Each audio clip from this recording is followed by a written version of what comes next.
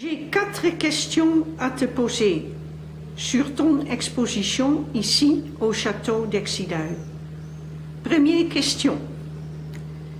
Que veux-tu exprimer par les œuvres que tu as choisi d'exposer? En général, je n'utilise pas le mot expression, le verbe exprimer, parce que mes œuvres sont, je pense, un peu plus complexes que ça. Elles touchent des idées profondes et des émotions tout à fait personnelles. Mais si on veut chercher l'expression, ici il y a la recherche que j'ai faite les dernières années sur le sens de la vie, de la mort qui s'approche, et de l'autre côté, il y a toute la recherche de peinture de différents niveaux, différentes couches de peinture et différentes techniques.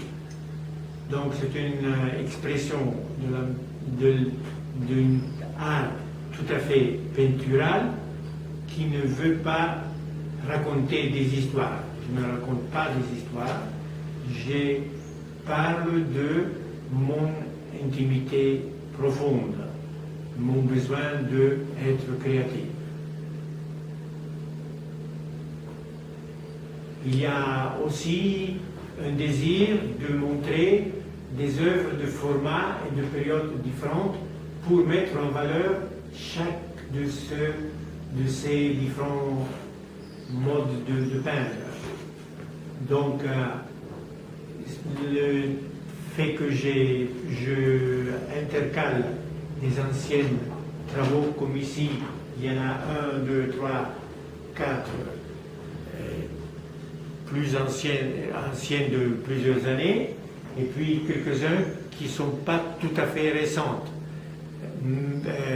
Ça me permet de souligner l'importance d'un travail tout sur le noir, comme le tableau épitaphe qui est là, ou bien un travail sur les couches très évidentes en cire et de différentes couleurs, qui est ce tableau qui s'appelle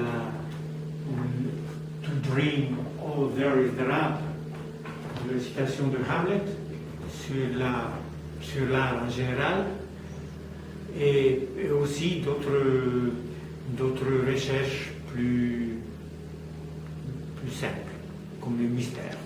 Merci. La deuxième question. Tu as supprimé le mot rétrospectif sur l'invitation au vernissage. Pourquoi? Le mot rétrospective me faisait penser beaucoup à que ma carrière, mon activité de peintre était finie. Mais c'est pas ça. Moi, je pense que je continue à travailler comme plus ou moins comme auparavant. Et donc, le mot rétrospective m'embarrassait un peu. Et je n'ai pas fait beaucoup d'expositions dans ma vie, et donc c'est plus juste de dire que ça c'est un panorama de l'ensemble de mes œuvres, sans beaucoup insister sur le passé. Je pense que mon passé se voit dans certaines œuvres qui sont intercalées aux autres plus récentes, mais en général ne doit pas trop être pris comme point d'attention central. Il y a quelques artistes qui ont apprécié et aimé mon œuvre d'il y a 30 ans, 40 ans, mais en général, la plupart des gens sont beaucoup plus impressionnés par la dernière œuvre. Ce grand tableau ici que j'ai fait cet hiver à Amsterdam, en regardant les couchers de soleil sur la mer et sur le port de Amsterdam de mon atelier. Troisième question. Tu parles de musique dans tes œuvres. Où est-elle, cette musique? La musique a été mon expérience première d'émotion artistique. C'est quelque chose que je n'ai jamais oublié. Mais après, j'ai lu beaucoup de textes sur le piano, beaucoup de musique, et j'ai étudié la méthode qu'utilisent les compositeurs pour exprimer des émotions qui ne sont pas superficielles, mais profondes, des idées profondes. Et c'est ça qui m'intéresse. Il y a des tableaux qu'on peut voir, par exemple ici, qui touchent le rythme. Il y a d'autres qui sont liés à l'idée d'un moment spécial de la musique, comme la fin de Don Giovanni de Mozart. Il y en a d'autres qui ont été faits dans la deuxième période, qui touchent la méthode des variations. Pourquoi donnes-tu un titre à chacun de tes tableaux? Je donne un titre pour terminer l'œuvre. C'est-à-dire que je travaille sur chaque peinture jusqu'à quand elle devient indépendante, ce que j'appelle prendre un sens. Je associe une phrase, une petite phrase ou bien un mot de type, avec une association quelquefois tout à fait inconsciente, quelquefois purement culturelle, ou quelquefois poétique.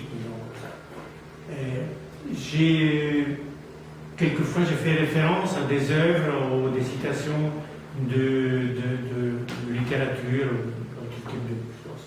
Par exemple, ce vieux tableau-là, il s'appelle « Le deux moitiés du ciel ».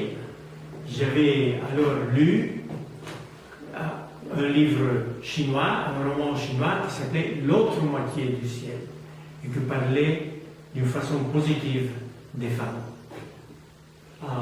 Dans d'autres tableaux, ici, j'ai appelé « Harsh and Soft », un tableau qui, selon moi, touche l'expérience érotique, l'expérience de l'amour physique. D'autres cas, c'est seulement, les titres sont liés à une idée, disons, philosophique de quelque façon.